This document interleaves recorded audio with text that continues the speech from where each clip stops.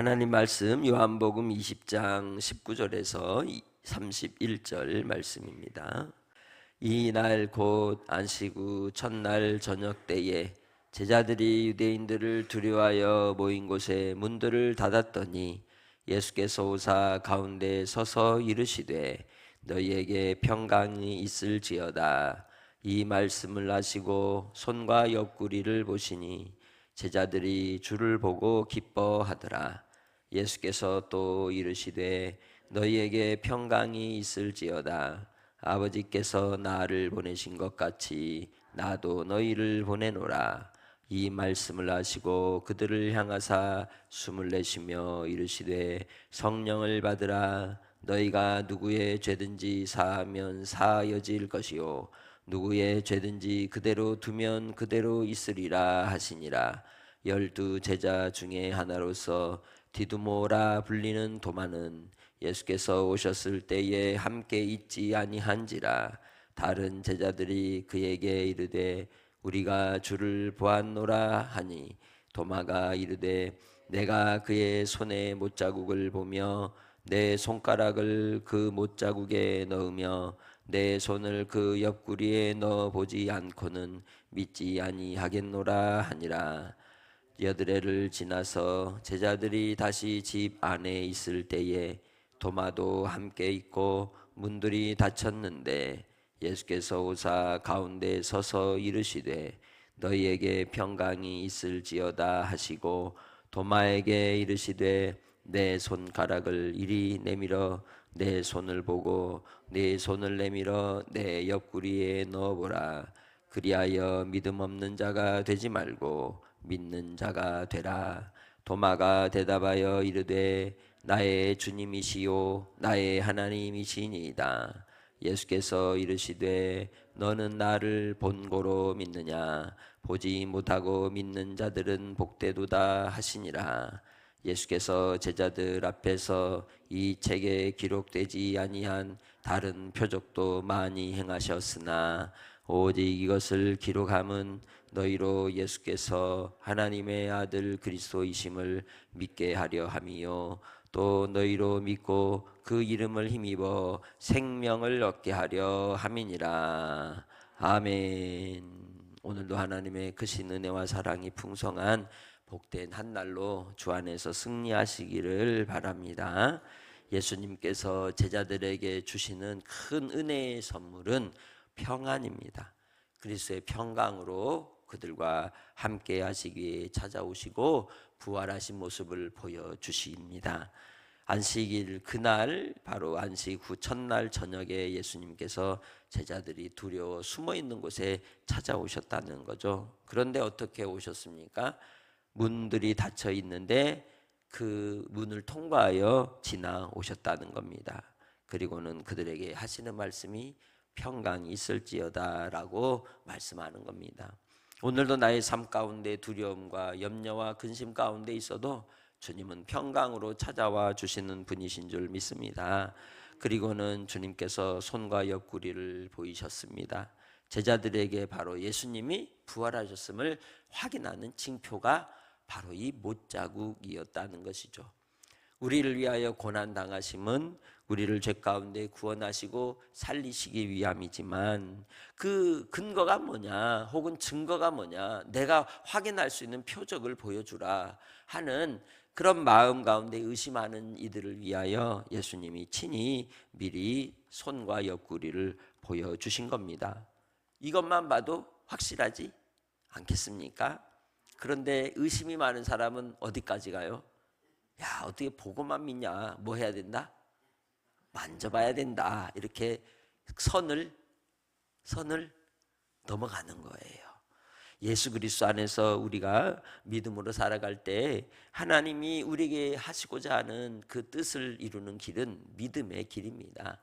믿음으로써 주를 따를 때 하나님께서 주신 은혜와 기쁨이 넘치게 되는 줄 믿습니다.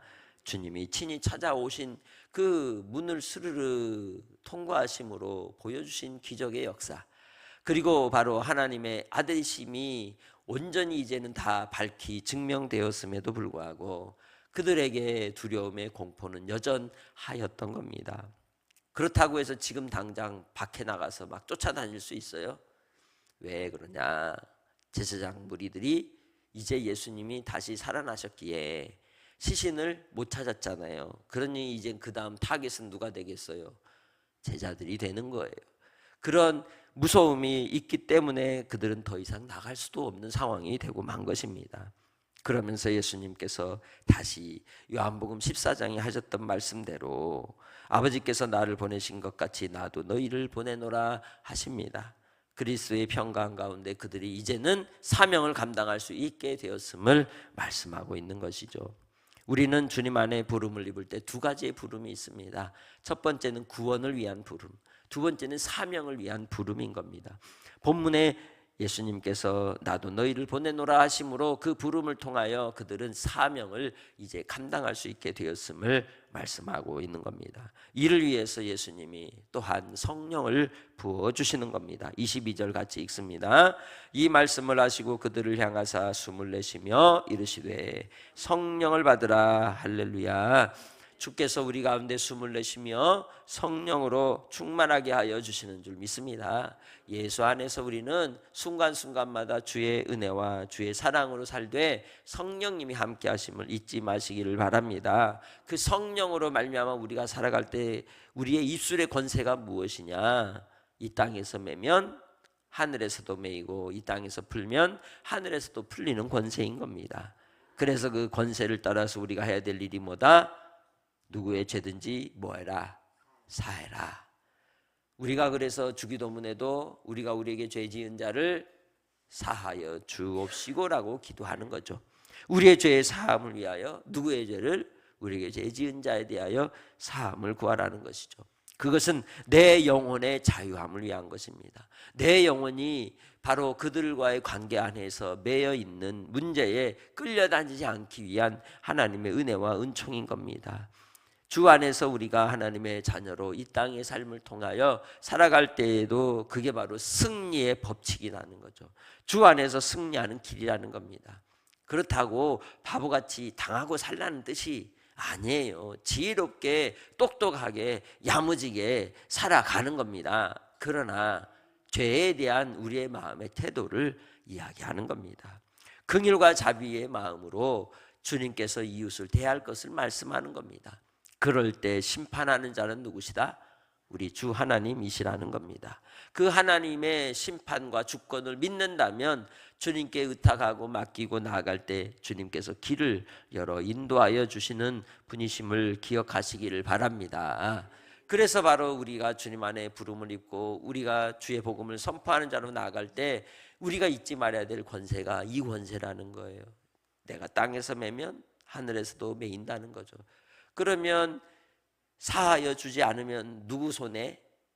내 손에 있기 때문에 사하라고 말씀하시는 겁니다. 긍휼을 가지라고 말씀하는 겁니다. 주께서 그때에 역사하여 주실 줄 믿습니다. 우리는 이해할 수 없는데 누가 일하셔요? 하나님이 일하시기 때문에 주께서 하시는 바 그 일이 있는 줄 믿습니다. 12제자 중 하나였던 도마의 모습을 보십시오. 그 자리에 있었어요? 없었어요? 없었어요. 꼭 빠지는 사람은 그때 꼭 빠져요. 도마가 그런 사람이었던 거죠. 한눈 팔고 딴 데가 있고 그런 마음, 두 마음. 그런데 이제 다른 제자들이 그에게 예수님을 봤다고 얘기하니 도마가 야, 봤어? 보기만 하면 어떻게 하냐? 뭐 해야지? 만져보고 손 넣어봐야지. 여러분 상처난 곳에 손가락을 끼워요? 그게 맞는 말이에요? 어떻게 거기다 손가락을 넣는다는 아주 좀 극단적인 말을 합니까? 그렇지 않아요?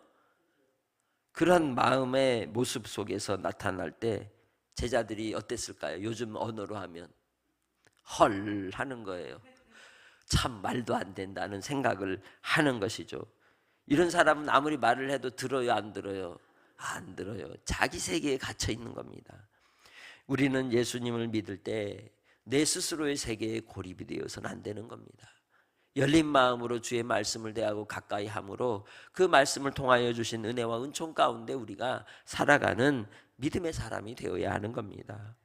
그래서 주님께서 우리에게 베풀어 주신 은혜의 말씀을 들을 때 정말 그 말씀이 그러한가 하고 들어야지, 이거 뭐가 잘못된 거 없는가 하고 들으면 은혜가 임하지 않고 하나님의 영이 역사하지 않는 거예요.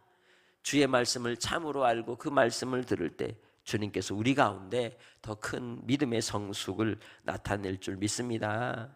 그래서 바로 도마는 그렇게 완고한 마음, 고집의 마음으로 이야기할 때 예수님께서 8일째 지나고 나서 만나러 오셨던 겁니다. 다시 동일한 모습으로 문이 닫힌 상태에서 오셨죠. 도마도 거기에 있었어요. 이제는 도마 빼도 박도 못하게 예수님이 있을 때 찾아오신 거죠. 그리고는 동일하게 너희에게 평강이 있을지어다 말씀하십니다. 그러면서 도마에게 말씀합니다. 도마야, 네 손가락 이리 줘봐라. 여기 한번, 내 옆구리도 한번 내밀어서 한번 넣어봐. 아이고, 저는 넣어보라 그래도 못 넣겠어요. 안 그래요? 어떻게 그 몸에 상처난 곳에 손가락을 넣습니까? 그런데 예수님께서 그렇게 하심은 그렇게라도 믿음 없는 자가 되지 말고 믿는 자가 되어라 라고 말씀하는 거죠. 예수님께서 잡히시기 전에 마지막 강론의 말씀을 전하시고 나서 제자들이 우리가 믿나이다 했을 때 예수님이 그때 그들에게 영생이 있음을 말씀하셨어요. 그런데 아직 도마에게 그 모습을 보면 믿음 없는 자의 모습이 지금도 있는 거예요. 그러나 주님이 믿음 없는 자라고 말씀하지 않으셨어요. 왜 그랬을까요? 우리는 과거, 현재, 미래라고 하는 물리적인 시간 속에 살기 때문에 나의 지금 미성숙한 모습 속에서 살지만 주님은 우리의 마지막까지 다 아시는 분으로서 우리의 믿음의 끝을 따라서 말씀하신 거예요. 지금 현재의 도마의 모습은 보지 않고는 믿지 못하는 어리석음에 있지만 그가 이 사건을 통하여 더욱더 강하게 예수 그리스도를 온전히 믿는 자로 고백을 하게 되는 겁니다. 이제 이 도마의 모습은 오늘날 이 시대에 우리의 모습을 위하여 미리 보여주는 모델이 되었던 것이죠. 우리가 도마를 탓할 수 없는 거예요. 도마의 모습은 우리이고 오히려 도마보다 더 못할지도 모르는 거기 때문이죠. 그래서 바로 도마가 예수님께 대답하는 겁니다. 나의 주님이시요 나의 하나님이시니이다. 여기에서 끝인 거예요. 도마의 이 고백이 끝장나는 거예요. 우리에게 주님이 원하시는 건 뭐예요? 믿음의 고백입니다. 주님은 나의 주, 나의 하나님이십니다. 그 이상 그 이하도 아닙니다.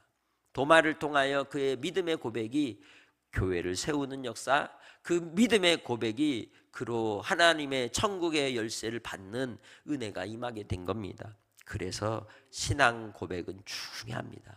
내가 예수님을 어떻게 믿느냐는 너무 중요한 겁니다.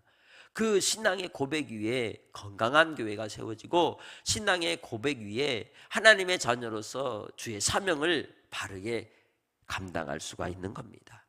그래서 주 예수 안에서 건강한 믿음의 공동체 안에서 신앙의 교육을 받고 함께 믿음의 교제를 나누며 그 말씀 속에 세움을 입을 때 우리는 더욱더 주님 앞에 쓰임받는 은혜가 있는 줄 믿습니다. 베드로만 마태복음 16장 16절에서 주님께 대하여 그리스도시요 살아계신 하나님의 아들이라고 하는 고백을 한 것으로 그가 내 반석 위에 내 교회를 세우리라는 말씀으로 주신 게 아니에요. 바로 신앙의 고백이 있는 모든 사람들을 통하여 역사하여 주시는 주님이신 줄 믿습니다. 그러기에 도마를 통하여도 그가 인도를 가서 인도의 순교의 제물이 되고 복음의 증인이 되었던 겁니다. 29절 예수님께서 말씀합니다. 너는 나를 본고로 믿느냐? 보지 못하고 믿는 자들은 복되도다 하시니라. 아멘. 바로 예수 그리스도를 통하여 주신 은혜와 은총이 한량 없으심을 나타내 주신 줄 믿습니다. 이제 우리도 본고로 믿는 자가 아니라 듣고 믿는 자가 되시길 바랍니다. 믿음은요 보고 믿는 게 아니라 뭐하고 믿는 거예요? 힌트 줬잖아요. 듣고 믿는 거라고요. 말씀을 듣고 믿는 거예요. 그래서 신앙은 들음에서 나는 겁니다. 하나님의 말씀을 들을 때 나는 줄 믿습니다. 그래서 바로 우리도 주의 말씀을 귀 기울여 들으며 들은 말씀을 따라서 정말 그러한가 하는 믿음의 묵상 가운데 하나님의 주신 은혜와 은총을 누리는 복이 있는 사람들이 다 되시기를 주의 이름으로 축복합니다. 그리고 듣고 믿는다는 건 또 어떤 의미가 있습니까? 행한다는 거예요. 지킨다는 거예요. 들은 말씀을 마음에 두고 빼앗기지 않는다는 의미가 있는 겁니다. 도마가 예수님과 3년의 사역 가운데 함께 했다면 예수님이 하신 말씀이 그때 기억이 나야 되는데 잊어버리고 까먹고 그런 마음의 상태였던 것을 볼 수 있는 겁니다. 우리도 마찬가지입니다. 순간순간 주께서 우리로 가르쳐 주시고 깨닫게 하시겠지만 우리의 마음이 딴 곳에 있으면 우리의 생각도 그 마음을 지킬 수가 없는 겁니다. 오늘 하루도 주의 말씀을 지키는 은혜 가운데 승리하는 복된 삶이 되시기를 바랍니다. 그래서 바로 이 모든 요한복음의 기록들은 왜 기록을 했겠습니까? 지금 오늘 여기 나를 위한 것이라는 거예요. 나를 위해서 허락하여 주신 것이라는 겁니다. 그러기에 예수님께서 행한 표적들이 많이 있어도 그것을 다 기록하려면은 정말 예수님이 하신 그 모든 일에 대해서 하늘만큼 쌓아 올릴 정도가 되겠지만 이 말씀의 핵심을 기록한 이유는 뭐예요? 예수님이 누구다? 하나님의 아들이시다. 그리고 그리스도이시다라는 걸 믿게 하려고 그 부분만 뽑아서 사도 요한을 통해 기록하게 하셨다는 겁니다. 그러기에 우리도 그 말씀을 듣고 믿어 그 이름을 힘입어 생명을 얻는 영생의 사람들이 다 되시기를 주님의 이름으로 축복합니다. 그렇게 믿음으로 사는 사람은 오늘을 살 때에 주님을 신뢰하고 의지하는 겁니다. 주님을 믿고 따르는 겁니다. 그러기에 오늘도 주님 앞에 우리가 기도할 때에 시작. 세상의 위협보다 주님의 임재가 더 크게 느껴지게 하소서. 보지 못하고 믿는 자가 복되다 하신 말씀을 붙잡고 기록된 성경 말씀을 통해 날마다 나의 주 나의 하나님을 고백하는 확신 있는 신앙인이 되게 하소서. 내 삶의 목적이 예수 생명을 전하는 것에 있게 하소서. 아멘. 하나님 아버지 감사합니다. 우리로 주의 자녀 삼아주시고 듣고 믿는 자가 되게 하시니 감사합니다. 이 땅에 보는 것이 오히려 우리를 속일 때가 많습니다. 진리의 말씀을 따라 우리가 생명의 길, 구원의 길을 순종하며 가게 하시고 이제는 주의 복음의 부르심으로 생명의 전달자가 되게 하여 주옵소서. 아버지 하나님, 참으로 세상의 위협과 공포와 또한 무서운 상황의 환경 속에서도 주 예수 그리스도를 바라봄으로 허락하신 하나님의 은총을 깨닫고 그 은총의 길을 끝까지 달려가기 원하오니 자비와 긍휼을 베풀어 주옵소서. 오늘도 주님이 주신 우리의 십자가 지고 끝까지 따라갈 때에 하나님의 놀라운 역사가 나타나기 원합니다. 아버지 하나님, 성령과 은혜로 충만하게 하시고 주의 말씀을 통해 날마다 하나님을 나의 주 나의 하나님으로 예수님을 고백하며 따라가게 하시고 오늘도 환우들 건강 지켜주시옵소서. 강건하게 하옵소서. 매여있는 문제들이 풀어지게 하시고 닫힌 삶의 문제들이 열어지는 은혜가 있게 해 주시옵소서. 오늘 한 날을 주님께 의탁하고 감사하며 예수님의 이름으로 기도합니다. 아멘.